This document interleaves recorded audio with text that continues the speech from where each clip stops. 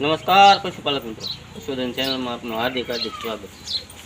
તો પશુપાલક મિત્રો, આજે આપણી ગાય માતા છે એ વિયાઈ ગયા છે. શિવરાત્રિને દી બરોબર વિયાણા.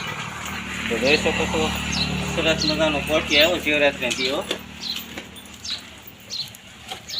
તો પશુપાલક મિત્રો, મારે આજે જે ટેઠો આવે ને એના વિશે વાત કરવી છે કે પશુપાલક મિત્રો, આપણે 4 થી 5 દિવસ થયા છે ગાય માતા. 5-6 દિવસ થયા છે કા 5-6 દિવસ જેવું છું છે. તો પશુપાલક મિત્રો, આપણને જે ટેઠવા કેટલા ઉપયોગી છે. અમે તો દર વખતે ભેંસ વિયાતી હોય અથવા ગાય વિયાતી હોય, દર વખતે અમે 4-5-6 દિવસ જેવી રીતને જે પશુ આપણું ટેઠવા ખાઈ શકતું હોય એ પ્રમાણે અમે આપતા હોય.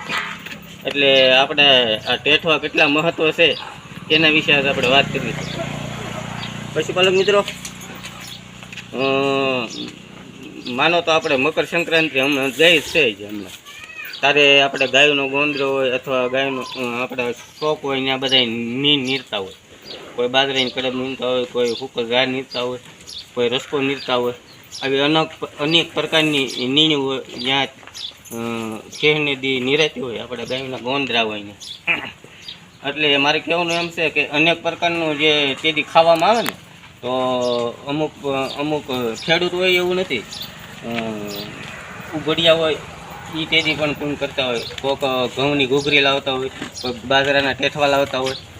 જે પોગે એ અથાશક્તિ દાન પ્રમાણે જે પૂન કરવાનું હોય એ થતું તે ગાયોના ગોંદરે લઈને આવતા હોય માણસો. કોઈ તગારામાં ટેઠવા લઈને આવતું હોય, કોઈ ઘૂઘરી લઈને આવતું હોય. તો આ ટેઠવા છે એ કેટલા મહત્ત્વના છે એના વિશે વાત કરવી. પશુપાલન મિત્રો, જો ટેઠવા આપણું પશુ ખાતું હોય ને તો ખવડાવે વૈયાણા બાદ.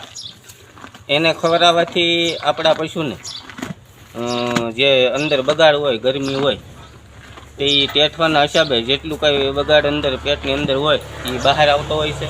અને એની પાચન શક્તિ ક્રિયા હોય ને એમાં વધારો આપતી હોય છે.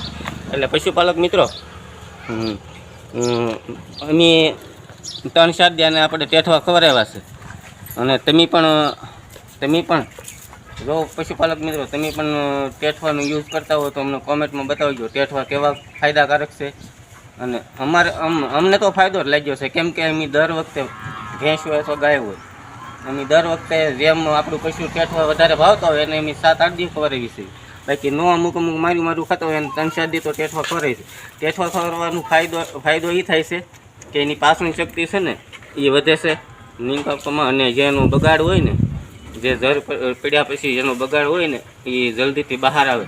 એટલે આપણું પશુ છે એ તંદુરસ્ત રહે, નિરોગી રહે. અમને તો બહુ ફાયદા લાગે છે ટેઠવાથી. તમને કેવું લાગે છે કોમેન્ટમાં જરા કહી દઈએ. પશુપાલક મિત્રો, અમને તો આપણે મેં કીધું એમ આ ટેઠવા વિશે બાજરો છે ને એ આપણે પણ ખાતા હોય. શાળામાં આપણે બાજરો ખાતા હોય ઘણામાં, એટલે કેમ કે એ ગરમ છે.